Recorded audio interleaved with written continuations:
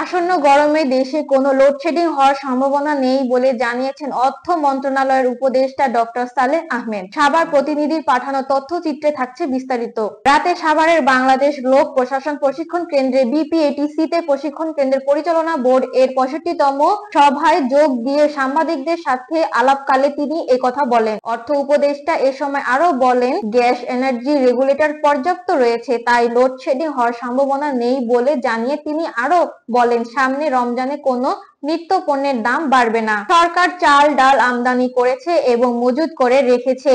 মনিটরিংও করা হবে যাতে করে কোনো ব্যবসায়ী খাদ্য পণ্যের দাম না বাড়াতে পারে, সেজন্য সরকার যথেষ্ট সজাগ রয়েছে জানিয়ে তিনি আরো বলেন, ডলারের বিপরীত টাকার মূল্য বর্তমানে ঠিক আছে, সামনে বাড়বে না এবং কমবেও না বলেও বলেন তিনি। এ সময় মন্ত্রী পরিষদ সচিব ডক্টর শেখ আব্দুর রজিদ, জনপ্রশাসন মন্ত্রণালয়ের সিনিয়র সচিব ডক্টর মোহাম্মদ মোখলেস উর রহমান সহ আরো অনেকে উপস্থিত ছিলেন। সাপ্লাই থাকে এটা আমরা যত রকম চাল ডাল ইভেন আমরা খেজুর তারপর ওইগুলো আমদানি করার জন্য যথেষ্ট এনকারেজ করছি, আর ভেতরে যাতে আমরা একটা যথেষ্ট মজুদ তৈরি। আর থার্ড জিনিস হলো আমরা মনিটর করতে পারছি, মানে মনিটর মানে টাস্ক ফোর্স আছে, ভোক্তা অধিকার সংরক্ষণ আইন আছে, আর আমরা ডিসিদেরকে এবার বলছি কমিশন যাতে বাজারটি যেন মনিটরের কোনো ক্রমেই যেন প্রথমত অহেতুক দাম না বাড়ায়, দ্বিতীয় মজুদ যেন না করে।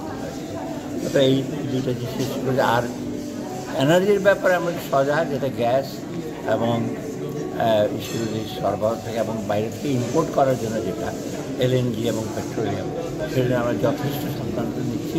রিসেন্টলি আমরা কতগুলো পার্চেস করার জন্য বলছি, আরও কিছু কিছু পার্চেস করার জন্য আমরা একেবারে অলমোস্ট চান্সই নেই।